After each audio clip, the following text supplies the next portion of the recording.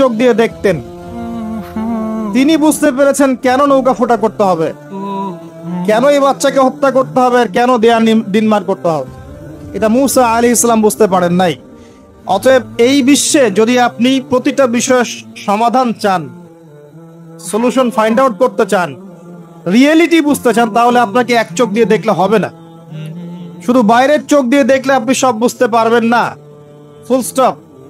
শুধু বাইরের চোখ দিয়ে দেখলে আপনি সব বুঝতে পারবেন না। আই রিপিট, শুধু বাইরের চোখ দিয়ে দেখলে আপনি সব বুঝতে পারবেন না। আপনাকে আল্লাহর নূর দিয়ে দেখতে হবে, আল্লাহর কলব দিয়ে, আপনার জাগ্রত কলব দিয়ে দেখতে হবে, যেমনটা খিদর আলাইহিস সালাম করেছেন। বাহ্যিক চোখ দিয়ে আপনি সবকিছুকে দেখলে মনে হবে যে বিশ্ব এগিয়ে যাচ্ছে, কিন্তু ভিতর দিয়ে দেখলে, আল্লাহর নূর দিয়ে দেখলে বুঝতে পারবেন বিশ্ব আগাচ্ছে ঠিকই, কিন্তু তার ধ্বংসের দিকে আগাচ্ছে।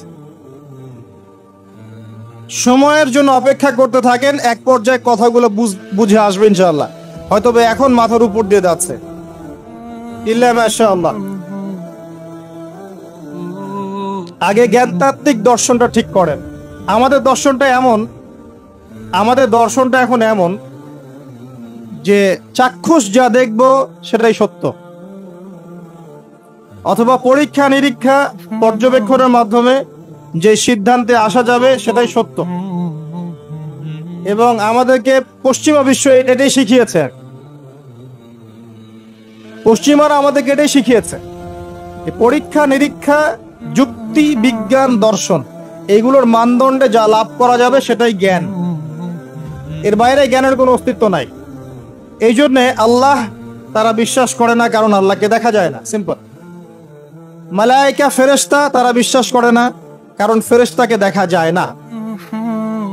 জিন জাতিকে তারা বিশ্বাস করে না, কারণ তাকে দেখা যায় না।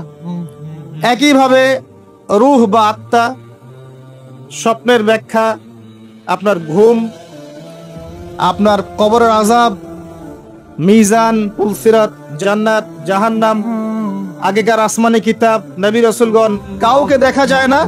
অতএব এগুলোর কোনো অস্তিত্ব নাই, এটা তাদের দর্শন। এবং এই ফিলোসফি দিয়ে সারা বিশ্ব এখন চলছে। লান নুমিনা লাকা হাত্তা নারাল্লাহা জাহরা, যেমনটা বনু ইসরাইল বলেছিল, সূরা বাকারার দিকে আছে প্রথম দিকে, হে মূসা, আমরা তোমার কথায় বিশ্বাস করব না যতক্ষণ না আল্লাহকে চাক্ষুষ দেখছি। কিন্তু Islamic philosophy different. Islamic philosophy হচ্ছে এমন, ওয়াকুলিল হাক্কু মির রাব্বিকুম, হক বা জ্ঞান, সত্য তোমার রবের পক্ষ থেকে আসে। ফালা তাকুনান্না মিনাল মুমতারিন, তুমি সন্দেহবাদীদের অন্তর্ভুক্ত হও না। সূরা কাফির 29 নম্বর আয়াতে আল্লাহ পাক আরো বলেছেন, ওয়াকুলিল হাক্কু মির রাব্বিকুম ফামান শাআ ফালইউমিন ওয়া মান শাআ ফালইয়াকফুর। হক আল্লাহর পক্ষ থেকে আসে, জ্ঞান আল্লাহর পক্ষ থেকে আসে, সত্য মিথ্যার মানদণ্ড আল্লাহর পক্ষ থেকে আসে, ন্যায় অন্যায়ের মানদণ্ড আল্লাহর পক্ষ থেকে আসে, মানুষের মস্তিষ্ক থেকে বের হয় না। আর আল্লাহর পক্ষ থেকে যা আসে তাকে যুক্তি, বিজ্ঞান, দর্শন এগুলো দিয়ে প্রমাণ করা যাবেই, এটা জরুরি না। এমন অনেক বিষয় হতে পারে আল্লাহর পক্ষ থেকে আসতে পারে যেটাকে আপনি যুক্তি, বিজ্ঞান, দর্শন দিয়ে প্রমাণ করতে পারবেন না, কারণ এগুলোর সীমাবদ্ধতা আছে। আল্লাহর জ্ঞানের কোনো সীমাবদ্ধতা নাই। আমার কথা কি বোঝা যায়? কথাগুলো হয়তো ইয়াংরা বুঝতে পারবেন। আর আমি জানি লেকচার যত আগাবে মুরব্বীরা তত উঠে চলে যাবে। আমি এত বেশি আবেগ ভালো না। ভালোবাসা ভালো জিনিস, অতিরিক্ত আবেগ ভালো না। আল্লাহ পাক আমাদেরকে বাস্তবতা বোঝার তৌফিক দান করুন। বাস্তবতা আমি আপনাকে দেখাচ্ছি। বাস্তবতা হচ্ছে এই যে বাংলাদেশের 90% মুসলিম, দেখবেন তার মধ্যে 90% 5 ওয়াক্ত নামাজ পড়ে না। এটা হচ্ছে আপনার বাস্তবতা। বাংলাদেশের যে কোনো মাহফিলে যাবেন, একটাই স্লোগান আমি শুনেছি, আল কোরআনের আলো ঘরে ঘরে জ্বালো। সুন্দর কথা, কিন্তু আপনি খেয়াল করে দেখবেন ম্যাক্সিমাম পরিবারেই কোরআনের আলো জ্বালার মতো কোনো মানুষ নাই। আপনি জরিপ করে দেখবেন যে 90% মুসলিমের মধ্যে কতজন মানুষ বিশুদ্ধ করে কোরআন তেলাওয়াত করতে পারে। আপনি দেখবেন 80%ও পারে না, কিন্তু এই কোরআনের জন্য জীবন দিতে চায়, সেই বইটা সে অর্থ সহ পড়তে পারে না। বাস্তবতা এক জিনিস, আর যা দেখছেন এগুলো আরেক জিনিস। এগুলোর মধ্যে কোনো মিল নাই, এগুলো বাস্তবতা। যারা নামাজ পড়ে 5 ওয়াক্ত, তাদের মধ্যে কতজন জামাতের সাথে নামাজ পড়ে সেটাও একটা বিষয়। এখানে গিয়ে পার্সেন্টেজ আরো কমে যাবে। যারা নামাজি ব্যক্তি, তাদের মধ্যে কতজন রিজিক হালাল, এটা আরেকটা বিষয়। ঘরে ঘরে ঘুরে দেখবেন যে বেশিরভাগ মানুষের রিজিক হারাম, বেশিরভাগই। আমরাও কিরকম করে, এই যে ধরেন আপনি একটা মাদ্রাসার শিক্ষকতা করছেন, মাদ্রাসার একটা দায়িত্ব আছে আপনার। আপনি ধরে নিয়েছেন যে এই রিজিকটা আপনার হালাল, কিন্তু মাদ্রাসার দায়িত্ব পালন করতে গিয়ে যদি আপনি দায়িত্ব অবহেলা করেন, আপনার রিজিকটা হারাম।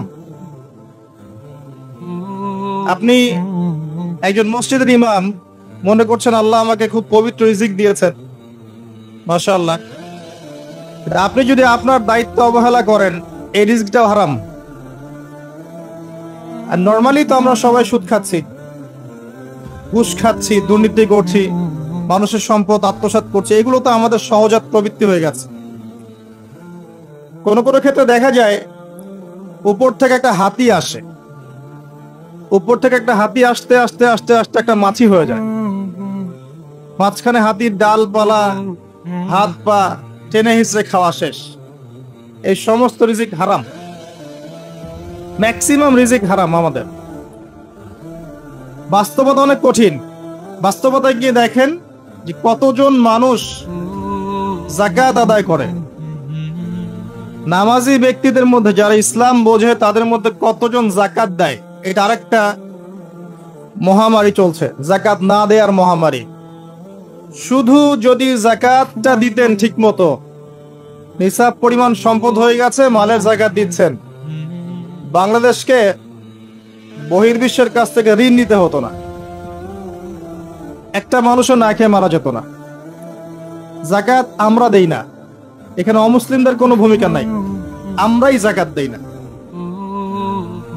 বাংলাদেশে এমনও ব্যক্তি আছে যাদের যাকাত কালেক্ট করলে একজনের যাকাত থেকে 100টা পরিবার চলবে। কিন্তু এটা কালেক্ট করার কোনো সিস্টেম নাই, এবং সেই ইচ্ছাকৃতভাবে দিচ্ছে না, আমরাই দিচ্ছি না।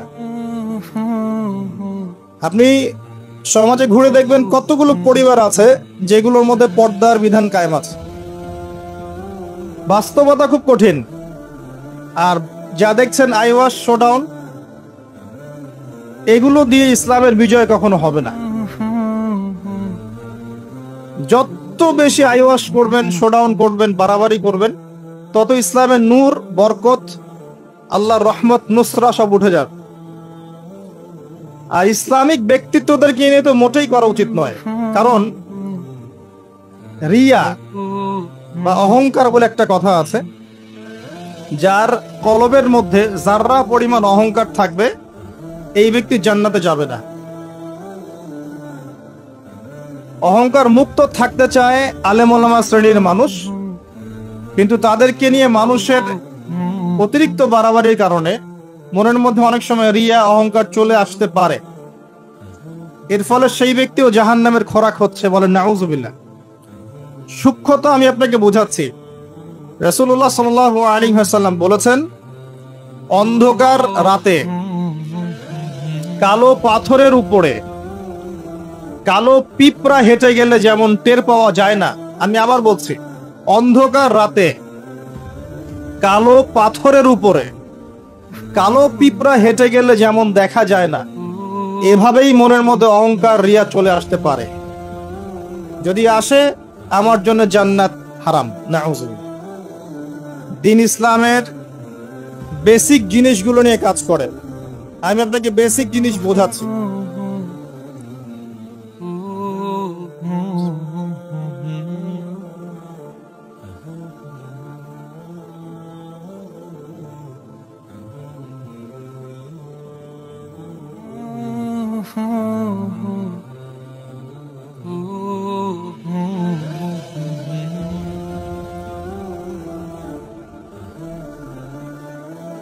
বেসিক হচ্ছে 5 ওয়াক্ত নামাজ। আমাদের মধ্যে কতজন মানুষ দৈনিক 5 ওয়াক্ত সালাত আদায় করি এটা বুঝতে হবে। বেসিক হচ্ছে আপনার যাকাত প্রদান করা। ইসলামের বেসিক হচ্ছে আপনার পরিবারে পর্দা থাকবে।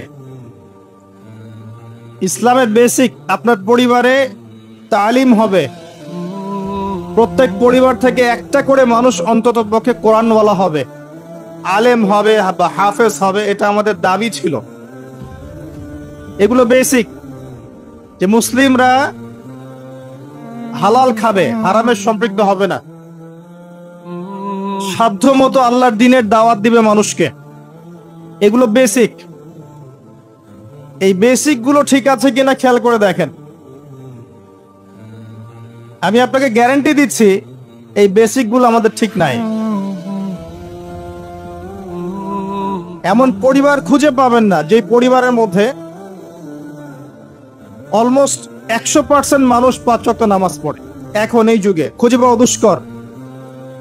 ইল্লা মাশাআল্লাহ, এমন পরিবার আপনি খুঁজে পাবেন না যেখানে দেখবেন প্রত্যেক সদস্য কোরআন তেলাওয়াত করতে পারে, ইল্লা মাশাআল্লাহ, বা কোরআনের হাফেজ বা আলেম হয়েছে, খুব কম। এমন পরিবার এখন খুঁজে পাওয়া দুষ্কর যেখানে প্রত্যেকটা রিজিক হালাল, পরিবারের মধ্যে কোনো অপসংস্কৃতি নাই, পরিবারের মধ্যে ফ্রি মিক্সিং নাই, সুদ নাই, হারাম টাকা আসছে না, বেপরদামি নাই, পরিবারের ছেলেমেয়েরা আল্লাহর ওয়াস্তে আল্লাহর লাইনে পড়াশোনা করছে, দ্বীনের খেদমত করার চেষ্টা করছে, এমন পরিবার খুব রেয়ার। যখন বেসিক ঠিক থাকবে না তখন বড় বড় স্বপ্ন দেখে আসলে কোনো লাভ নাই। একটা বিল্ডিং নির্মাণ করতে চান, তার বেস যদি ঠিক না থাকে তাহলে আপনি 10-20 তলার স্বপ্ন দেখে আসলে কোনো ফায়দা নাই। এর পরেও আছে যারা দ্বীনের রিপ্রেজেন্টেটিভ, তাদের মধ্যে আপনি দেখবেন ভিতরে দ্বীন নাই। বাইরে যদিও মনে হয় যে দ্বীন দিয়ে ভর্তি, ভিতরে আসলে দ্বীনের কোনো বালাই নাই, ইল্লা মাশাআল্লাহ। আবার আপনি দেখবেন যারা ধর্মতাত্ত্বিক ক্ষেত্রে জাতিকে দিক নির্দেশনা দিবে, এরাই শতটা বিভক্ত হাজারটা দলে, এবং প্রত্যেকেই বলছে যে আমি হক, বাকি সবাই বাতিল। সিচুয়েশন খুব ক্রিটিক্যাল। এর উপরে আবার আছে সামাজিক অবক্ষয়, এর উপরে আবার আছে রাজনৈতিক সমস্যা, তার উপরে আবার আছে বৈশ্বিক ওয়ার্ল্ড অ্যাফেয়ার্স এর প্রবলেম এবং ইকোনমিক স্যাংশন, অর্থনৈতিক দাসত্ব। সব মিলে বিশ্বের অবস্থা ভালো না। এখানে তৃপ্তির ঢেকুর তোলার কোনো সুযোগ নাই যে সবকিছু সুন্দরভাবে চলছে, আসলে তা নয়। এখন প্রথমত দৃষ্টিভঙ্গির কথা বলবো। দৃষ্টিভঙ্গি পরিবর্তন না করতে পারলে সমস্যা আছে। বাস্তবিক হন, প্র্যাকটিক্যালে মুসলিমদের অবস্থা আসলে ভালো না। এবং পুরো বিষয়ের রিয়েলিটি বুঝতে হলে আপনাকে খিদির আলাইহিস সালাম হতে হবে। এই ব্যক্তি আবার কে? খিদির আলাইহিস সালামকে পাবেন কোথায়? কোথায় আছে? সূরা কাহফে আছে। নবী মুসা আলাইহিস সালাম প্রশ্ন করছেন, নৌকাটা কেন ফুটা করলেন? নবী মুসা আলাইহিস সালাম প্রশ্ন করছেন, এই বাচ্চাটাকে কেন হত্যা করলেন? নবী মুসা আলাইহিস সালাম প্রশ্ন করছেন, দেয়ালটা কেন নির্মাণ করলেন? মুসা আলাইহিস সালাম বাইরের চোখ দিয়ে দেখছেন, তিনি ভিতরের কথা বুঝতে পারছেন না। কিন্তু খিদির আলাইহিস সালাম আল্লাহর নূর দিয়ে দেখছেন, তাই তিনি দূরদর্শিতার সাথে দেখতে পাচ্ছেন প্রতিটা ঘটনার পিছনের কারণ কি। যদি নৌকা ফুটা না করতেন তাহলে জলদস্যু নিয়ে যেত। যদি বাচ্চাটাকে হত্যা না করতেন, এই বাচ্চা বড় হয়ে অনেক বড় কাফের হতো। যদি এই দেয়াল নির্মাণ না করতেন, এই দেয়ালের নিচে রাখা সঞ্চিত সম্পদ এতিম বালকরা পেত না। ঘটনা কি পড়েছেন কখনো? এই ঘটনা কারা কারা পড়েছেন? হাত তোলেন দেখি। এই হচ্ছে বাস্তবতা। হাত নামান। এই ঘটনাটা একটা আপনাকে এপিস্টিমোলজি দিবে। এপিস্টিমোলজি মানে হচ্ছে জ্ঞানতাত্ত্বিক দর্শন। এটা একটা ফিলোসফিক্যাল থট, জ্ঞানতাত্ত্বিক দর্শন, এপিস্টিমোলজি, জ্ঞান তত্ত্ব। মুসা আলাইহিস সালাম বাইরের চোখ দিয়ে দেখছেন। এখনকার পুরো বিশ্বের এডুকেশনাল ফিলোসফিটা এরকমই, সবাই বাইরের চোখ দিয়ে দেখতে চায়। কিন্তু খিদির আলাইহিস সালাম ভিতরে এটা ফিল করেছে আর কি। কিন্তু আমি এটা বিশ্বাস করি আগামী দিনের ইসলামের ধারক এবং বাহক হবেন যুবকরা ইনশাআল্লাহ, এবং যুবতীরাও, এবং আমাদের পরবর্তী জেনারেশন যারা আমাদের ছেলে বা মেয়েরা আসছে তারা, আমাদেরকে দ্বারা যদি খেদমত না হয়, কাজ না হয়, এবং আমরা যদি দায়িত্ব পালন করতে না পারি, আল্লাহ পাকের একটা সুন্নাহ আছে, সেটা হলো সূরা মুহাম্মাদের শেষের দিকে আছে, ইয়াসতাবদিল কওমান গায়রাকুম, আল্লাহ পাক অন্য কওমকে তোমাদের জায়গায় নিয়ে আসবেন, তোমাদেরকে সরিয়ে দিবেন। আমার মতো অপদার্থ দিয়ে যদি কাজ না হয়, আল্লাহ পাক আমাদেরকে সরিয়ে দিবেন, দিয়ে অন্য বড় বড় স্কলার তৈরি করবেন ইনশাআল্লাহ। আল্লাহ পাকের সুন্নাহ আছে কিছু, ইন তানসুরুল্লাহ ইয়ানসুরকুম, তোমরা যদি আল্লাহকে সাহায্য করো, আল্লাহর দ্বীনকে সাহায্য করো, তবেই আল্লাহর সাহায্য আসবে, অন্যথায় আসবে না। আল্লাহ পাকের সুন্নাহ, আল্লাহর সুন্নাহ এগুলা। নাসুল্লাহ ফানাসিয়াহুম, মানুষ যদি আল্লাহকে ভুলে যায়, আল্লাহও তাদেরকে ভুলে যাবে। এগুলো আল্লাহর সুন্নাহ। ইন্নাল্লাহা লা ইউগাইয়িরু মা বিকওমিন হাত্তা ইউগাইয়িরু মা বিআনফুসিহিম, আল্লাহ পাক কোন কওমের অবস্থা ততক্ষণ পরিবর্তন করেন না যতক্ষণ তারা তাদের অবস্থা পরিবর্তনের চেষ্টা করে না। এগুলো আল্লাহর সুন্নাহ। তাই আমাদের কি দিয়ে যদি কাজ না হয়, খেদমত না হয়, উম্মার যদি কোনো কল্যাণ না থাকে, আল্লাহ পাক আমাদের সবাইকে সরিয়ে দিবেন ইনশাআল্লাহ, এবং নতুন কওমকে নিয়ে আসবেন। এমন হতে পারে অমুসলিমদেরকে আল্লাহ পাক ইসলামের সৌন্দর্য দেখিয়ে, ইসলাম কবুল করিয়ে এইসব জায়গায় নিয়ে আসবেন, তারা দিনের খেদমত করবে ইনশাআল্লাহ। সংকীর্ণ মানসিকতা থেকে বের হতে হবে। ওই আব্বাসীয় খেলাফতের সময় যখন মঙ্গোলিয়ানরা আক্রমণ করেছিল বাগদাদকে, এই জায়গাটা ভালো করে বোঝেন, যখন মঙ্গোলিয়ানরা আক্রমণ করেছে বাগদাদকে, তখনও কিছু মানুষ বসে বসে ঝগড়া করছিল, বাহাস করছিল যে কাকড়া খাওয়া হালাল না হারাম। আমার কথা বুঝতে পারেন? কাকড়া খাওয়া হালাল না হারাম এটা নিয়ে বাহাস করছিল। অলরেডি মঙ্গোলিয়ানরা হামলা করে দিয়েছে। পুরো বৈশ্বিক প্রেক্ষাপটে আমরা এখন সেটাই করছি। পুরো বিশ্বের প্রেক্ষাপটে মুসলিমদের যে অবস্থা, এখন আমরা অভ্যন্তরীণভাবে এটাই করছি। কে হাত কোথায় বাঁধবেন, কে কোথায় পায়ে পা লাগাবেন কি লাগাবেন না, আস্তে আমিন বলবেন না জোরে বলবেন, তারাবির নামাজ সামনে তো আরেকটা বাহাস আসবে, 20 পড়বেন না 8 পড়বেন, ঈদের নামাজ কত তাকবীরে পড়বেন ইত্যাদি, যে মাসআলাগুলোকে নিয়ে সাহাবায়ে কেরামের যুগ থেকে শুরু করে ইখতিলাফ চলে আসছে, এইগুলো নিয়ে আমরা কিয়ামত পর্যন্ত ইখতিলাফ করতেই থাকবো। বলেন ঠিক, তাই না? এটাই করছি আমরা, এবং সারা বিশ্বের প্রেক্ষাপটে আমাদেরকে আজকে চতুর্দিক থেকে গলার মধ্যে রশি পেঁচিয়ে টান দেয়া হয়ে গেছে, খালি ফাঁসির কাজটা ঝোলা বাকি এখন আমাদের। উদাহরণটা এভাবে দিতে পারি আমি, যারা বোঝার তারা বুঝবেন ইনশাআল্লাহ। সমুদ্রের ধারে দাঁড়িয়েছেন কখনো? অনেকে দাঁড়িয়েছেন, ওখানে কিছু চোরাবালি থাকে, আছে চোরাবালি আছে। এই চোরাবালিতে কেউ যদি ডুবে যায়, দেখা যায় যে আস্তে আস্তে তার হাঁটু, তারপরে তার কোমর, তারপর বুক আস্তে আস্তে ডুবতে থাকে। আমাদের অবস্থাটা এখন এমন হয়েছে যে প্রথমে আমাদের উম্মাহ, এই দেহটা একটা চোরাবালিতে পড়েছিল, পরে তার প্রথমত টাকলু পর্যন্ত ডুবেছে, সে হাত পা ছোড়াছড়ি করছে, আমাকে বাঁচাও, আমাকে উঠাও।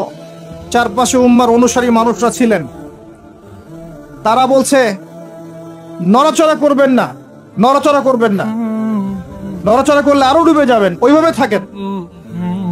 উম্মাহ বেচারা এভাবেই ছিল। তারপর আস্তে আস্তে আস্তে আস্তে তার হাঁটু পর্যন্ত ডুবে গেল। সে অস্থির হয়ে ছটফট করছে, আমাকে বের করো, আমাকে বের করো, আমি ডুবে যাচ্ছি। আশপাশের মানুষ বলছে রিল্যাক্স, নড়াচড়া করবেন না, নড়াচড়া করলে আপনি ডুবে যাবেন। এভাবে আস্তে আস্তে কোমর, আস্তে আস্তে বুক, এখন গলা পর্যন্ত ডুবে গেছে। এখনো উম্মাহ চিৎকার করছে, আমাকে বের করো, আমাকে বের করো, আমি ডুবে যাচ্ছি। আশপাশের মুসলিমরা বলছে নড়াচড়া করতে যায় না, নড়াচড়া করতে যায় না, ওইটাও ডুবে যাবে।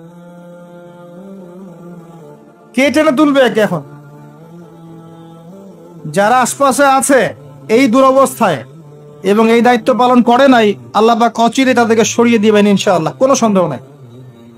নতুন কোন কওম আসবে ইনশাআল্লাহ, নতুন কোন প্রজন্ম আসবে ইনশাআল্লাহ, যারা এই উম্মাহটাকে আবার তুলবে ইনশাআল্লাহ। এবং আমরা জানি, আমরা আখিরুজ্জামান স্টাডি করে দেখেছি যে বিশ্বের সামনে এমন সময় আসবে যখন ঈসা ইবনে মারইয়ামকে আল্লাহ পাক নামাবেন, এবং এই বিষয়ে কোনো সন্দেহ নাই। কথা বুঝতে পারেন নাই? পৃথিবীর কোন শক্তি তাকে আটকাতে পারে। হাদিসে এভাবে এসেছে, তার চুলগুলো ছিল ব্রাউন কালার এবং অনেক কাঁধ পর্যন্ত লম্বা। চুলগুলো দিয়ে টপ টপ করে পানি পড়তে থাকবে, দেখে মনে হবে মুক্তা ঝরে পড়ছে। এত স্পেসিফিকলি কোন কিতাবে বলা থাকতে পারে? কোন রিলিজিয়নের মধ্যে থাকতে পারে ইসলাম ছাড়া? ইসলামই তো সেই রিলিজন যেখানে আপনি হায়েজ নিফাসের মাসআলা পাবেন, পররাষ্ট্রনীতিও পাবেন। অন্য কোথাও আছে? ঈসা ইবনে মারইয়ামের চুল দিয়ে টপ টপ করে পানি পড়তে থাকবে, এটা পর্যন্ত বলা আছে। এবং আল্লাহ পাক বলেছেন, তার রাসূলের মাধ্যমে জানিয়েছেন সাল্লাল্লাহু আলাইহি ওয়াসাল্লাম, যে ঈসা ইবনে মারইয়াম প্যালেস্টাইনের বাবেলুদ নামক জায়গায় মাসিহুদ দাজ্জালকে হত্যা করবে ইনশাআল্লাহ। এবং এখান থেকে, ওই জেরুজালেম থেকে তিনি পুরো বিশ্বে ইসলামী খেলাফা বাস্তবায়ন করবেন। এটা কত বছর পর? এটা ননসেন্স প্রশ্ন। এটা কত বছর পর? এই প্রশ্নটা হচ্ছে এমন প্রশ্ন যে আদম আলাইহিস সালাম আর হাওয়া আলাইহিস সালাম যে গাছের ফল খেয়েছিলেন, ওই গাছের নাম কি? এই প্রশ্ন যেমন ভিত্তিহীন, ননসেন্স প্রশ্ন, এরকমই ননসেন্স প্রশ্ন হচ্ছে কত বছর পর এটা হবে। এটা দিয়ে আপনার কি দরকার? কত বছর পর হবে এ দিয়ে আপনি কি করবেন? আমি কি করব? কারণ আমরা তো অপদার্থ, আগাছা, আমাদের সাথে এগুলোর সাথে আমাদের তো বেসিকই ঠিক নাই। ঈসা ইবনে মারইয়াম এর হাতে আল্লাহ রাব্বুল আলামিন 40 বছর পৃথিবীর খেলাফা রাখবেন ইনশাআল্লাহ তাআলা। তখনকার যে প্রজন্মটা থাকবে, এই প্রজন্ম ইনশাআল্লাহ ওই চোরাবালিতে ডুবে যাওয়া উম্মাহকে টেনে বের করবে ইনশাআল্লাহু আযজা ওয়া জাল্লা। এখন সময়ের অপেক্ষা করে বসে থাকার জন্য আপনাকে পাঠানো হয়নি, আমাকে পাঠানো হয়নি। আল্লাহ পাক কিছু দায়িত্ব দিয়েছেন।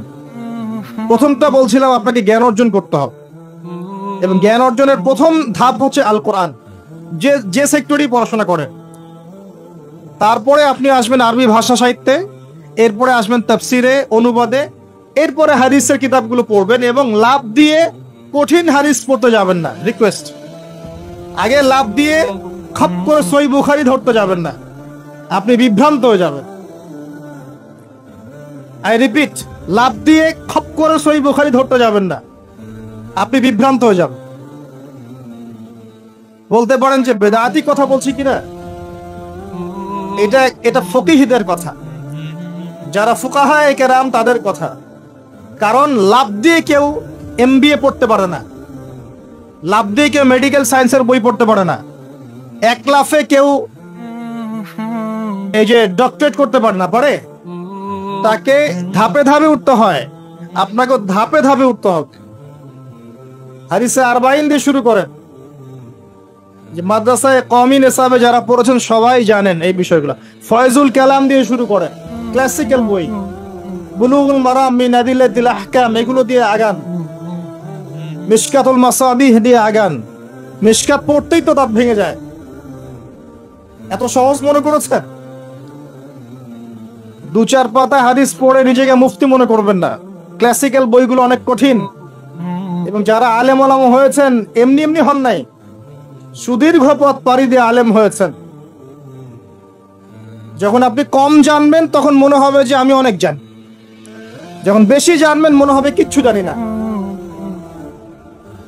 কথা বুঝতে চেষ্টা করেন। যখন কম জানবেন মনে হবে অনেক জানি, আমি পণ্ডিত, এটা হালাল, এটা হারাম, এটা জায়েজ, এটা নাজায়েজ। যত বেশি জানতে থাকবেন, যত বেশি আলেম ওলামার সোহবতে পড়ে থাকবেন, দেখবেন আপনি কিচ্ছু জানেন। এবং যত দিন যাচ্ছে আমি নিজেকে এই জায়গায় ফিল করি যে আমি আসলে কিছুই জানি না। এবং আমি যেখানে বসে কথা বলছি, রাতের অন্ধকারে আমার কান্না আসে যে আমি যে এখানে বসে কথা বলছি, তাহলে উম্মার কি অবস্থা বোঝা আমার শেষ। কথা বুঝতে পারছেন না? এখানে বসা উচিত ছিল এমন মানুষের যাদের হাতে ইসলামের বিজয় হবে। সেখানে আমার মতো নগণ্য মানুষ বসে আছে, তার সাথে একটা ছবি তোলার জন্য মানুষ হুমড়ি খেয়ে পড়ছে। তারা চিন্তা করেন বাস্তবতা কি জিনিস। আল্লাহ পাক আমাদেরকে বুঝদান করুন।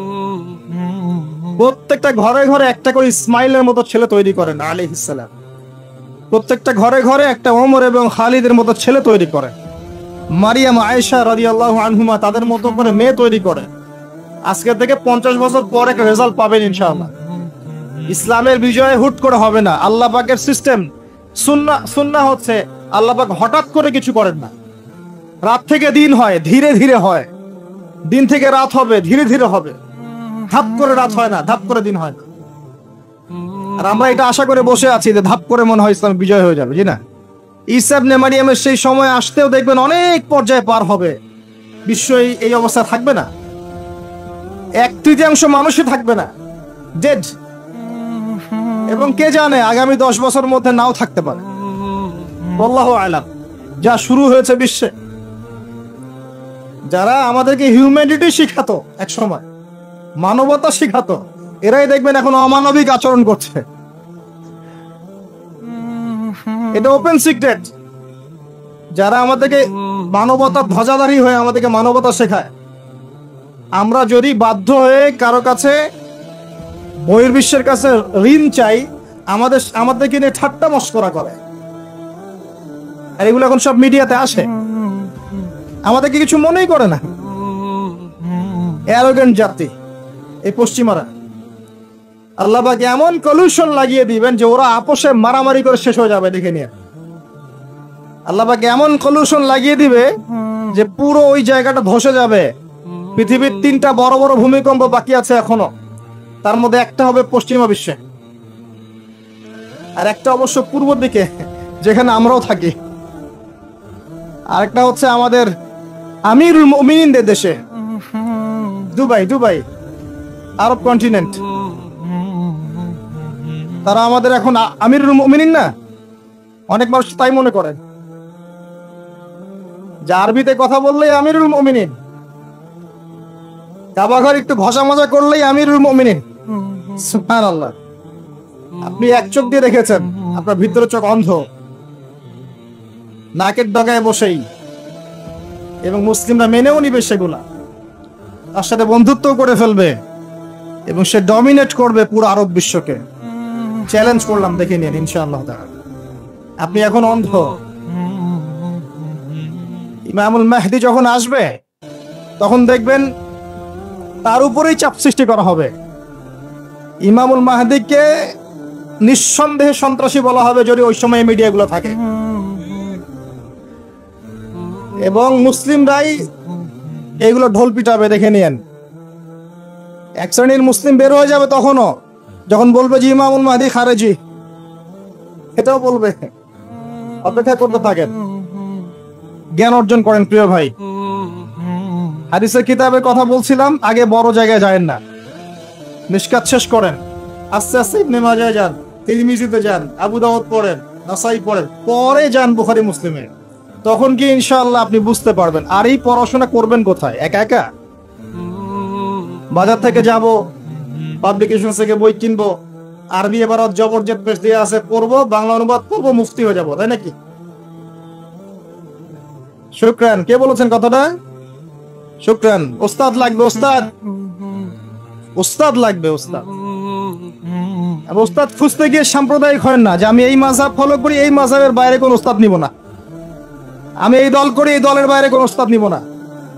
তখন কি হবে? আপনি দলীয় সাম্প্রদায়িকতায় চলে যাবে। আপনিও তখন মুকাল্লিদ হবেন। মানুষকে মুকাল্লিদ বলছেন, আপনি নিজেও তো মুকাল্লিদ। একজন আলেম বই লিখেছেন, ধরেন আমার হাতে একটা বই আছে, নামাজ শিক্ষার বই, কথার কথা। তো এখন এই বইটার মধ্যে তিনি কিছু দলিল দিয়েছেন, রেফারেন্স দিয়েছেন, নামাজকে সাবিত করেছেন, আপনি এখন সেটা ফলো করছেন। হাদিসের নাম্বারগুলো দেওয়া আছে, আপনি ফলো করছেন। ফলো করে বলছেন আমি গায়রে মুকাল্লিদ, তোমরা সবাই মুকাল্লিদ। এই যে বইটা তিনি লিখলেন, আপনি তো লেখককে ফলো করছেন, লেখক যা লিখেছেন তাই ফলো করছেন। অবশ্যই আপনিও তার মাযহাব মেনেছেন, তার মতকে মানেন নাই? মেনেছেন নাকি? আপনি প্রত্যেকটা হাদিসকে যাচাই বাছাই করে দেখেছেন কোনটা সহিহ কোনটা যঈফ? দেখেছেন? তাহলে আপনি তার মত মেনেছেন, আর মত তো মানতেই হচ্ছে। এই মতটুকু না মানলে তো আমি দিন বুঝতেই পারবো না। পারবো? আমরা কি সবাই স্কলার, মুস্তাহিদ? আমরা কি সবাই ইজতিহাদ করার যোগ্যতা রাখি? তাহলে নিঃসন্দেহে এমন মানুষের কাছে যেতেই হবে যিনি ইজতিহাদ করার যোগ্যতা রাখেন। তিনি যখন গবেষণা করে একটা ফতোয়া দিবেন, আমি সেই ফতোয়াটাকে সর্বোচ্চ আমার সাধ্যমতো মেলানোর চেষ্টা করতে পারি এবং অন্যান্য আলেমদের কাছে শরণাপন্ন হতে পারি যে আপনারা এটার ব্যাপারে কি মত দিচ্ছেন। কিন্তু আমাকে তো সাধারণ মানুষ হিসেবে আলেম ওলামার কাছে যেতেই হচ্ছে এবং মাযহাব মানতেই হচ্ছে। বিষয়টা এমন নয় যে আমি সরাসরি কোরআন সুন্নাহকে মানতে পারি কি? কোরআন এবং সুন্নাহর প্রত্যেকটা জিনিস বোঝার সরাসরি যোগ্যতা আমার আছে? যদি না থাকে তাহলে মাধ্যম লাগে না? এই মাধ্যমটা কি নাজায়েজ? এই জায়গায় তো আমরা সমস্যায় ভুগছি। নিজে নিজে পণ্ডিত হয়ে যাই আর নিজে নিজে বিভিন্ন দল উপদল খুলে বসে থাকি, মানুষকেও আহ্বান করতে থাকি, আর যে আমার আহ্বানে সাড়া দেয় না তাকে বলে দেয় তুমি খারেজ। আল্লাহ পাক আমাদেরকে বোঝার তৌফিক দান করুন। উস্তাদ লাগবে, উস্তাদ। তৃতীয় জিনিসটা হচ্ছে আপনি পড়াশোনা করবেন আলেম ওলামার সোহবতে গিয়ে, এবং এই পড়াশোনাটা একা একা করতে পারবেন না। আপনি তাদের কাছে যাবেন, আরবির ক্লাসিক্যাল বইগুলো পড়বেন। এটা শুধু পড়ার জন্য নয়, বরং তাদের সোহবত থেকে, চরিত্র থেকে জ্ঞান শেখার জন্য। আমার কথাটা বোঝার চেষ্টা করেন। আপনি যখন একটা মানুষের সাথে ওঠা বসা করবেন, তার চরিত্র দেখে আপনি সুন্নত শিখতে পারবেন। রাসূলুল্লাহ সাল্লাল্লাহু আলাইহি ওয়াসাল্লাম এমন ভাবে কি ইসলাম শিখিয়েছিলেন, একটা কাগজের মধ্যে সূরা লিখে দিলেন, বাসায় যাও পড়ে নিও। সাহাবীদেরকে এমন ভাবে শিখিয়েছেন? সাহাবায়ে কেরাম কোরআন সুন্নাহ তার সোহবতে এসে শিখেছেন, তাকে দেখে শিখেছেন। কেমন করে তিনি কথা বলেন, কেমন করে ওঠেন, কেমন করে বসেন, কেমন করে চিন্তা করেন, কিভাবে তিনি ঘোড়সাওয়ার হন, বাসায় কি করেন, নামাজ কেমন করে পড়েন, প্রতিটা বিষয় তারা দেখে দেখে দেখে দেখে আয়ত্ত করেছেন। আব্দুল্লাহ ইবনে মাসউদ রাদিয়াল্লাহু আনহু সম্পর্কে বলা হয় যে তিনি এমন ভাবে নবী সাল্লাল্লাহু আলাইহি ওয়াসাল্লামকে দেখেছেন, কপি করার চেষ্টা করেছেন, যে তিনি উঠতেন তার মতো করে, বসতেন তার মতো করে, কথা বলতেন তার মতো করে। সোহবতেই আপনাকে নূর দিবে ইনশাআল্লাহ। এবং যখন আল্লাহর নূর প্রাপ্ত মানুষের কাছে গিয়ে আপনি থাকবেন, তখন আপনি বুঝতে পারবেন যে আপনার ভিতরে কোথায় ত্রুটি আছে। আপনার ভিতরে ত্রুটি কোথায় আছে এটা আপনি ধরতে পারবেন না, মানুষ ধরিয়ে দিতে হবে। এবং আল্লাহওয়ালা মানুষটা যদি ধরিয়ে দেয় এবং আপনি সংশোধন করে নেন, তখন আপনি সঠিক পথ পাবেন ইনশাআল্লাহ। সোহবত, এই সোহবত আপনাকে তাসকিয়া দিবে। তাসকিয়া মানে কি? আত্মশুদ্ধি। তাসকিয়া মানে আত্মশুদ্ধি, এবং আত্মশুদ্ধি হচ্ছে এখনকার সবচেয়ে বড় বিষয়। আত্মশুদ্ধি নাই, বড় বড় লেকচার দিয়ে লাভ নাই। আত্মশুদ্ধি কখন আসবে? যখন কলবে নূর আসবে। কলবে নূর কখন আসবে? যখন আপনি বেশি বেশি কোরআন তেলাওয়াত করবেন, 1 নাম্বার। 2 নাম্বার, যখন আপনি বেশি বেশি মৌতের ফিকির করবেন। 3 নাম্বার, বেশি বেশি কবরের চিন্তা করবেন, পরকালের চিন্তা করবেন। 4 নাম্বার, বেশি বেশি আপনি আল্লাহর জিকির করবেন। 5 নাম্বার, বেশি বেশি আল্লাহর কাছে দোয়া করবেন। কম খাবেন, কম ঘুমাবেন, কম স্ত্রী সহবাস করবেন, কম মানুষের সাথে মিশবেন, কম কথা বলবেন। নূর আসবে ইনশাআল্লাহ। যত বেশি খাবেন, যত বেশি ঘুমাবেন, বেশি বেশি যৌন সম্পর্ক করবেন, হালাল হলেও বেশি বেশি করবেন, বেশি বেশি খাবেন, বেশি বেশি কথা বলবেন, আর বেশি বেশি মানুষের সাথে আড্ডা পিটায় বেড়াবেন, কলবের নুন নষ্ট হয়ে যাবে। এগুলো হালালের মধ্যে। আর হারাম যদি হয়, মদ পান করেন, জেনা করেন, ব্লু ফিল্মস দেখেন, পর্নোগ্রাফি দেখেন, মেয়েদের সাথে ডেটিং করেন, ফ্রি মিক্সিং করেন, হাবিজাবি, তাহলে তো নূরের কোনো প্রশ্নই নাই, নূরের সাথে আপনার কোনো সম্পর্কই নাই। তো এগুলোর পরেও আরো বিষয় আছে। এগুলোর পরের বিষয় হচ্ছে কলব থেকে কয়েকটা বিষয় দূর করতে হবে। আবার 1 নাম্বার দুনিয়ার প্রেম। দুনিয়ার প্রেম দূর করতে হবে। দুনিয়াতে থাকতে হবে মুসাফিরের মতো। সকালে আছেন, সন্ধ্যার গ্যারান্টি নাই, সন্ধ্যায় আছেন, সকালের গ্যারান্টি নাই। দুনিয়াতে মুসাফিরের মতো। দুনিয়ার প্রেম দূর করতে হবে। 2 নাম্বার, মনের মধ্যে হিংসা রাখা যাবে না। কি রাখা যাবে না? যেটা রাখা আমাদের এখন ফরজ।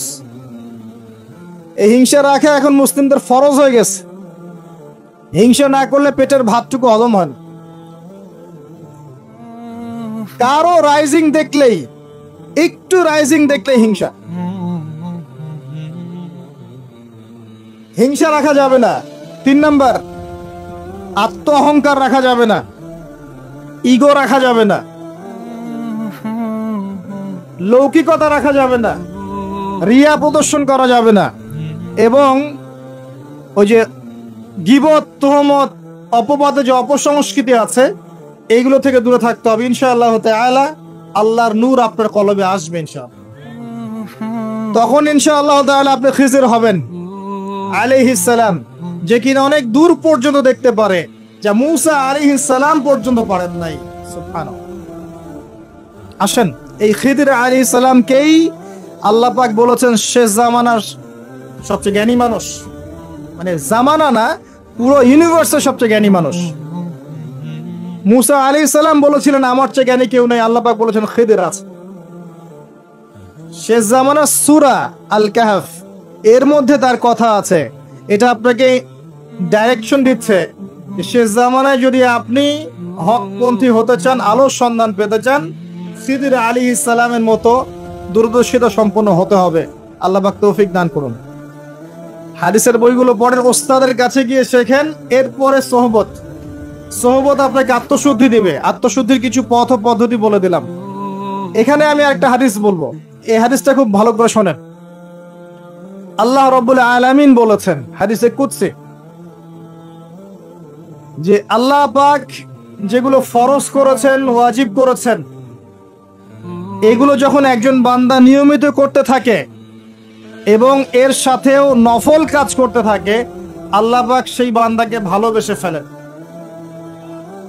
আল্লাহ পাক যখন কোনো বান্দাকে ভালোবাসেন, তাকে ডেকে নিয়ে আসেন, তাকে ডেকে নিয়ে বলেন, সরি, এই যে আপনি ওঠাউঠি করছেন, আমার কনসেন্ট্রেশন নষ্ট হচ্ছে। যখন আল্লাহ পাক কাউকে ভালোবাসেন, তখন জিবরাইল আলাইহিস সালামকে ডেকে নিয়ে আসেন। ডেকে নিয়ে এসে বলেন যে পৃথিবীতে অমুকের পুত্র অমুক, তাকে আমি ভালোবাসি, হে জিবরাইল তুমিও তাকে ভালোবাসো। এরপর জিবরাইল আলাইহিস সালাম তাকে ভালোবাসতে থাকেন এবং অন্যান্য মালায়েকাদেরকে ডেকে জিবরাইল আলাইহিস সালাম বলেন আল্লাহ অমুককে ভালোবাসেন, আমিও তাকে ভালোবাসি, তোমরা সবাই তাকে ভালোবাসো। এরপর সমস্ত ফেরেশতারা তাকে ভালোবাসতে শুরু করে। এরপর ফেরেশতা মণ্ডলী পৃথিবীতে আসেন, এসে দুনিয়াবাসীকে উদ্দেশ্য করে বলেন যে অমুকের পুত্র অমুককে আল্লাহ ভালোবাসেন, জিবরাইল ভালোবাসে, আমরা ভালোবাসি, তোমরা সবাই তাকে ভালোবাসো। এরপর দুনিয়ার মানুষদের কাছে তার মর্যাদা বাড়িয়ে দেওয়া হয়, তার দিকে মানুষের মনকে ঘুরিয়ে দেওয়া হয় এবং তার প্রতি মানুষের ভালোবাসা সৃষ্টি করে দেওয়া হয়। আল্লাহ পাকের নূর যখন আপনার ভিতরে আসবে, ইনশাআল্লাহ দেখবেন আল্লাহ রাব্বুল আলামিন আপনার হাতে তার দ্বীনের পতাকা দিবেন ইনশাআল্লাহ। তাসকিয়ার প্রয়োজন, তাসকিয়া না আসলে নূর আসবে না। লাভ নাই ভাই, প্রচুর ইবাদত বন্দেগী করে মনের মধ্যে অহংকার রেখে কোনো লাভ নাই। অনেক কিছু করছেন, নিজেকে মনে করছেন আপনি সুপিরিয়র, অন্যরা সব ককরোচ, আপনি জান্নাতের ডিলার, লাভ নাই। ইবলিসের আকীদা এটা, এটা ইবলিসের আকীদা। খলাকতানি মিন নার ওয়া খলাকতাহু মিন তিন। এখন যারা ইসলামের বিপক্ষে আছে তাদের মধ্যে থেকে আল্লাহ পাক খালিদ এবং ওমর রাদিয়াল্লাহু আনহুর মতো সাহাবী বের করতে পারেন। আল্লাহ পাকের সুন্নাহ বোঝা খুব দুষ্কর। যাকে আপনি তুচ্ছ করছেন আল্লাহ পাক তাকে হেদায়েত দিয়ে আপনার চেয়ে বড় জায়গায় নিয়ে যেতে পারেন। যাকে আপনি বড় কাফের মনে করছেন আল্লাহ পাক কাল তাকে হেদায়েত দিয়ে ইসলামের খেদমত করাতে পারেন। আবার আল্লাহ পাক আপনাকে, যিনি 5 ওয়াক্ত নামাজ পড়ছেন, রোজা রাখছেন, আপনাকে পথভ্রষ্ট করে দিয়ে জাহান্নামে নিতে পারেন। অতএব আত্ম অহংকারের কোনো সুযোগ নাই। তাসকিয়া দরকার। কদ আফলাহা মান যাক্কাহা ওয়া কদ খাবা মান দাসাহা।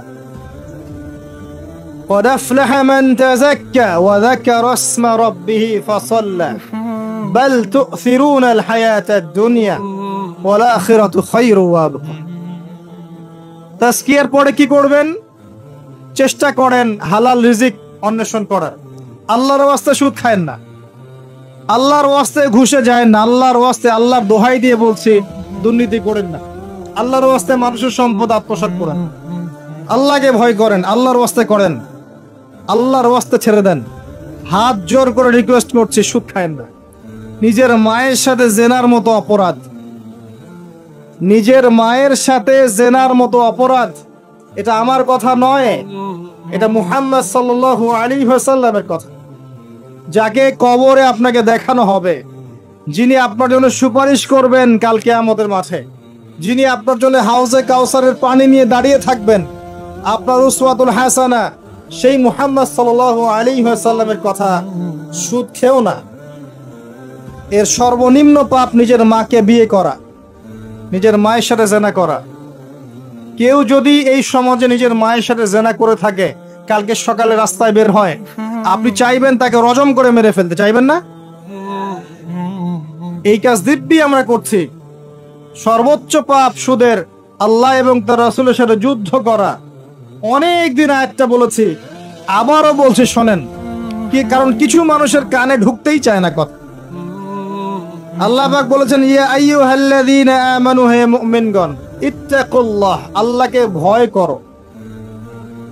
ওয়া যারু মা বাকিয়া মিনার রিবা, সুদের অবশিষ্ট অংশগুলো ছেড়ে দাও। ইন কুনতুম মুমিনিন, যদি প্রকৃতপক্ষে মুমিন হয়ে থাকে।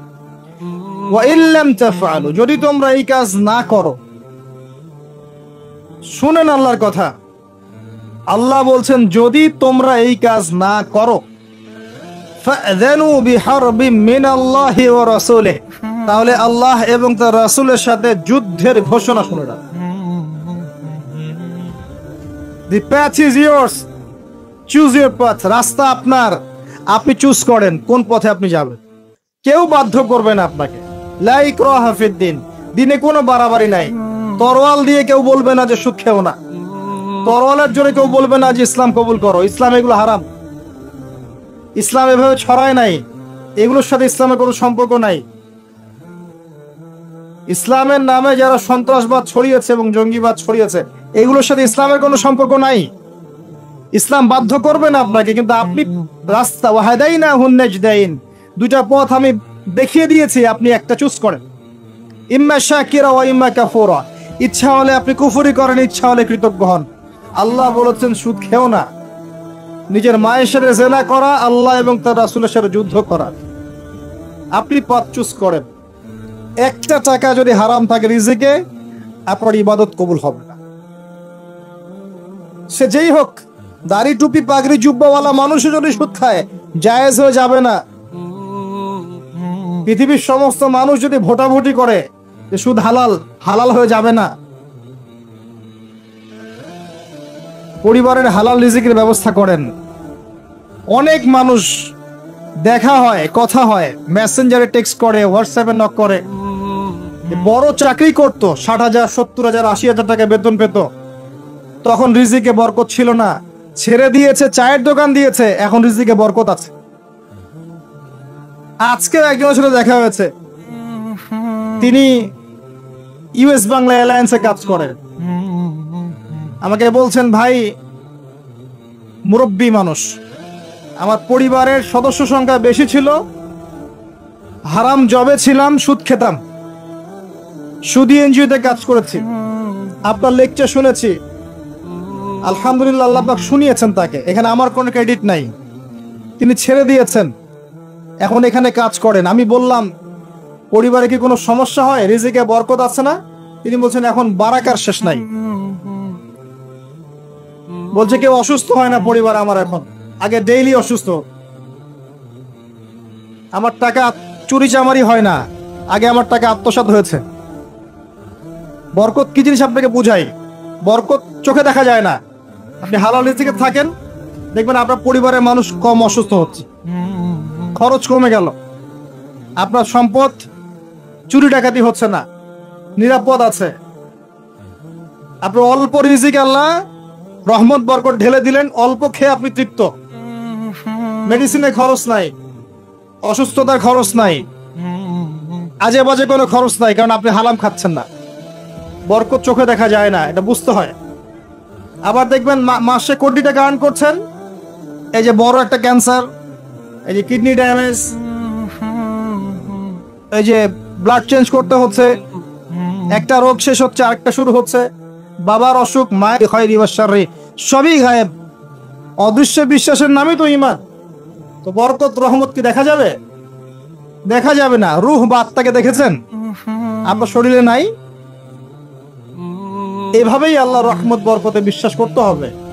আল্লাহ পাক ইনশাআল্লাহ তাআলা আপনার হালাল অল্প রিজিকে বারাকা দিবেন ইনশাআল্লাহ। আল্লাহর ওয়াস্তে দুর্নীতি করেন না, আল্লাহর ওয়াস্তে করেন না।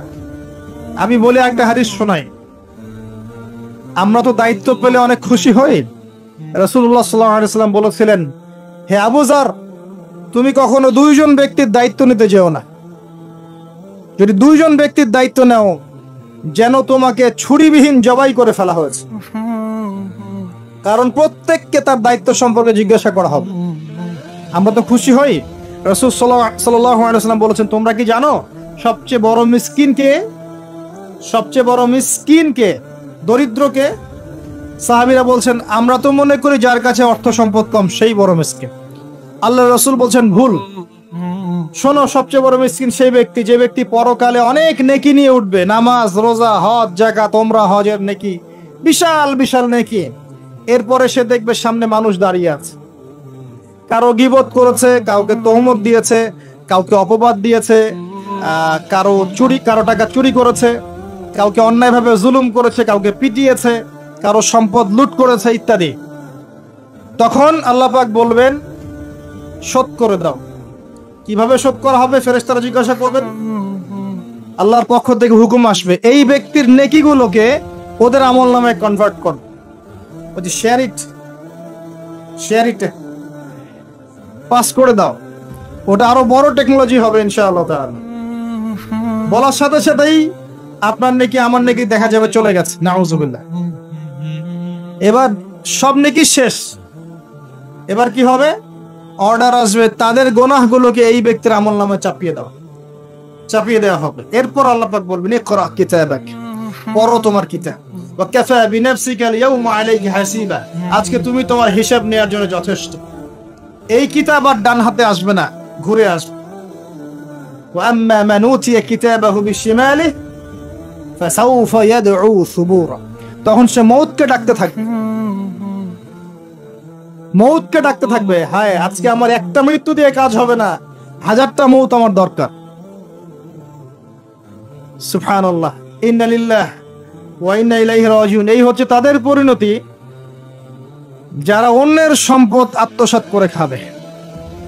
আল্লাহ পাক আমাদেরকে বোঝার তৌফিক দান করুন, এবং মানুষের সাথে জড়িত হক যাদের থাকবে, আল্লাহ পাক যেন আমাদেরকে মানুষের সাথে জড়িত কোনো হক না রাখেন, পবিত্র অবস্থায় দুনিয়া থেকে নেন, আল্লাহুম্মা আমিন। মানুষের অবস্থানকেই ভালোবাসে, মানুষ কখনোই মানুষের অন্তঃসত্ত্বাকে ভালোবাসে না। অবস্থান আপনার ভালো, আপনার পিছনে মানুষের অভাব থাকবে না। আজকে আপনার ক্ষমতা আছে, পাওয়ার আছে, খ্যাতি আছে, ইত্যাদি আছে, মানুষ দেখবেন পিছনে ঘুরঘুর করছে, এবং এরা কিন্তু সবাই সবার স্বার্থেই ঘুরঘুর করছে। এর বাইরে আল্লাহ পাক কিছু মানুষের মনে আল্লাহর পক্ষ থেকে মহব্বত দেন, এটা আলাদা বিষয়, এটা শুধু ধার্মিকদের ক্ষেত্রেই সম্ভব। ওই দুই ব্যক্তি যারা আরশের ছায়া পাবে, যারা একে অপরকে আল্লাহর ওয়াস্তে মহব্বত করেছে, তাই না? অতএব আল্লাহর পক্ষ থেকে একটা মহব্বত থাকে, এটার কোনো স্বার্থ থাকে না, নিঃস্বার্থ ভালোবাসা। এটা টোটালি নিঃস্বার্থ ভালোবাসা, কোনো স্বার্থ নাই।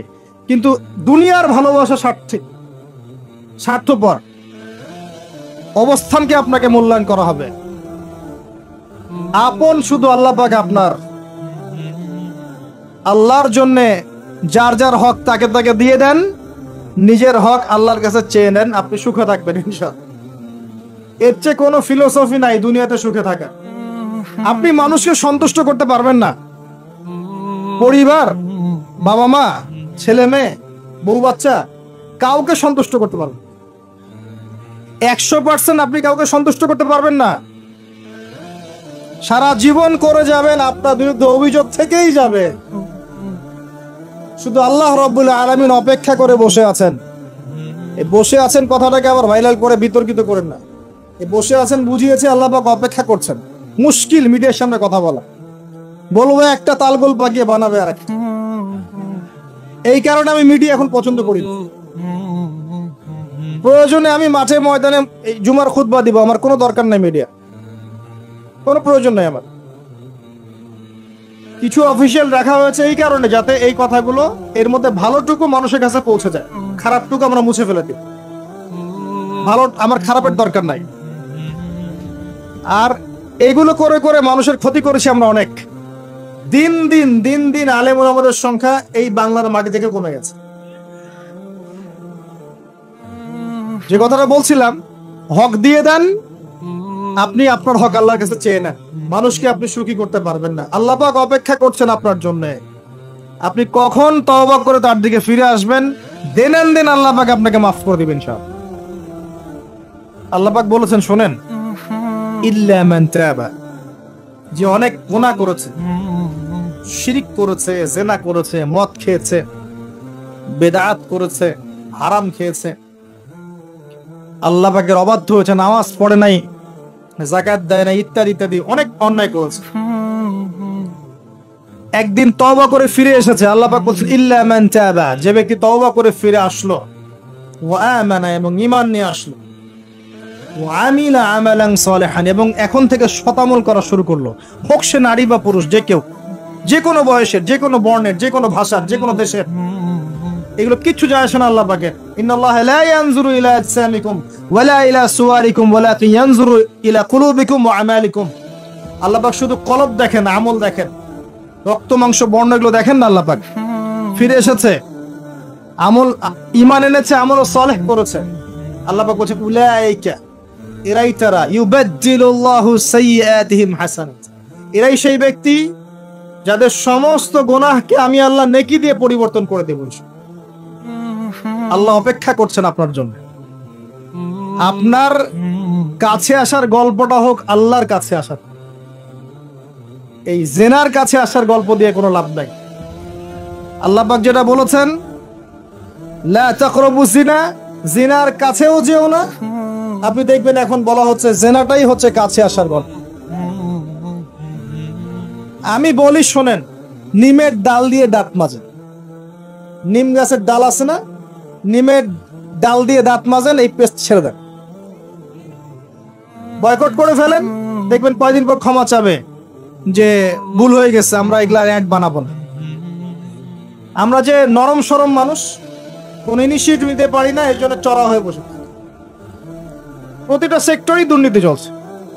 এই যে কাছে আসার গল্পের নাম দিয়ে মানুষকে জানা করাচ্ছে। যুবক যুবতী স্কুল লাইফ থেকে মাহরাম, গায়রে মাহরাম, এই গায়রে মাহরামের সাথে স্কুল লাইফ থেকে শুরু হয়। স্কুল লাইফে পড়ছে ক্লাস 8, 9, 10। ক্লাস 8, 9, 10 এর মেয়েরা, ছেলেরা এখন অ্যাডাল্ট। এরা এমন কিছু করে যা আপনার কল্পনাও নাই। এই বয়সে তো সব পাপ করা শেষ। এগুলো সাক্ষী আপনারাই, আমার উপর আমাকে ভালো মন্দ বলেন না, এগুলো সাক্ষী আপনারা নিজেরাই। নিজেদের ঘরগুলো দেখেন। আর সবচেয়ে বড় কথা হচ্ছে, ঘরের মানুষ কিন্তু কথা শোনে না। দেখবেন আপনি সারা দুনিয়ায় দিন কায়েম করে ফেলছেন, দিনটা, আর আপনার ঘরটা হচ্ছে নূহ আলাইহিস সালামের মতো। দেখবেন বউ কথা শোনে না, ছেলে কথা শোনে না। এটাই বাস্তবতা। কিন্তু নূহ আলাইহিস সালামের ঘটনা মনে নাই? 950 বছর দাওয়াত দিয়েছেন, শেষে গিয়ে বলেছেন রব্বি আন্নী মাগলুবুন ফান্তাসির, আল্লাহ আমি পরাজিত হয়ে গেছি, আমাকে সাহায্য কর, আমি আর পারছি না। আল্লাহ পাক আযাব নাজিল করে দিলেন, তিনি পার হয়ে গেলেন না। ছেলে পার হয় না, ছেলে বলে আমি পাহাড়ে উঠে যাব, পাহাড় আমাকে সেভ করবে। নূহ আলাইহিস সালাম বলছেন আজকে কেউ সেভ করতে পারবে না আল্লাহর আযাব থেকে। একটু পরে একটা ঢেউ এসে বাপ বেটার মাঝখানে পার্থক্য করবে, ছেলে ডুবে মরে গেল, তার স্ত্রী পর্যন্ত ঈমান নিয়ে আসলো না। আল্লাহর কাছে হাত তুলে দোয়া করছেন, আল্লাহ আমার ছেলে, আমার আহাল, আমার পরিবার। আল্লাহ ধমক দিয়ে বলছেন যে লাইসা মিন আহলিক, সে তোমার পরিবারের কেউ না। দেখবেন আপনি মাশাআল্লাহ দিনদার, আপনার ভিতরে ইসলাম এস্টাবলিশ করা ডিফিকাল্ট। মানুষ এখন খুব ব্যক্তি সচেতন, নিজের মনে যা চাবে সেটাই করবে, আর আনুগত্যকে তার দাসত্ব মনে করে। কথা বুঝেন? আনুগত্য করাকে দাসত্ব মনে করে। আমি দাসত্ব করব কেন? আল্লাহ এবং তার রাসূল এবং স্বামী পরিবার কর্তাদের আনুগত্যটাকে তারা দাসত্ব মনে করে।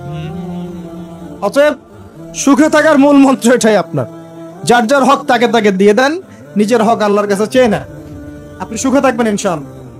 আল্লাহর জন্য বাঁচেন, আল্লাহর জন্য খান, আল্লাহর জন্য পড়েন, আল্লাহর জন্য দিন কায়েম করেন, আল্লাহর জন্য আপনি ইবাদত করেন, আল্লাহর জন্য মারা যান, ইনশাআল্লাহ আল্লাহ আপনাকে জান্নাত দিবেন। আর আল্লাহর কাছে আমরা সবাই একা একা ফিরে যাবো, ইন্না লিল্লাহি ওয়া ইন্না ইলাইহি রাজিউন। একা একা, একজন একজন করে হিসাব নেবেন আল্লাহ পাক। তখন আমার সাথে কেউ থাকবে? আপনার সাথে কেউ থাকবে? ইন্তেকালের পরে 40টা দিন অপেক্ষা করেন না, মানুষ মনে রাখে? রাখবে না, কাউকে রাখবে না। এটাই দুনিয়ার বাস্তবতা। দুনিয়া বড় নিষ্ঠুর, আর এগুলোর বাস্তবতা আপনারা যত দিন যাবে তত দেখবেন, উপলব্ধি করবেন। একদম কাঠামো ভেঙে যাবে, ফ্রি মিক্সিং দিয়ে, হারাম রিজিক দিয়ে, আপনার এই যে অপসংস্কৃতি দিয়ে পরিবারের কাঠামোই ভেঙে যাবে, সমাজের কাঠামো ভেঙে যাবে। মানুষ দেখবেন আত্মহত্যা করে মারা যাবে বেশি বেশি। বাবার খোঁজ নিবে না সন্তান। কিয়ামতের আলামত আছে, আনতালি দালামাতু রাব্বাতুহা, দাসী মনিবকে জন্ম দিবে, মা বাবার সাথে দাস দাসীর মতো আচরণ করা হবে। টাকার জন্য, সম্পদের জন্য মানুষ ভাইকে হত্যা করবে, বোনকে হত্যা করবে, ছেলে বাবাকে হত্যা করবে, মাকে হত্যা করবে। এগুলো সব কিয়ামতের আলামতের হাদিস। এগুলো আপনি বাস্তবতা মিলিয়ে দেখেন, 100% মিলে যাবে। এগুলো চলছে এখন। এই জায়গায় আমি বলবো আত্মকেন্দ্রিক হন। একটা আয়াত শোনাচ্ছি আপনাকে, আমার খুব পছন্দের একটা আয়াত, এবং আল্লামা তাকি উসমানীর নাম শুনেছেন? আমার জানা মতে বিশ্ব বরেণ্য আলেমদের একজন। তিনি একটা গোটা বই লিখেছেন, পুরা বইটাই একটা আয়াতের উপরে। বইটা পড়েন, আপনার কাছে মনে হবে বইটার প্রতিটা কথা আপনার জন্য লেখা হয়েছে। তাসকিয়া, আত্মশুদ্ধি, আত্মশুদ্ধি ও তাসাউফ।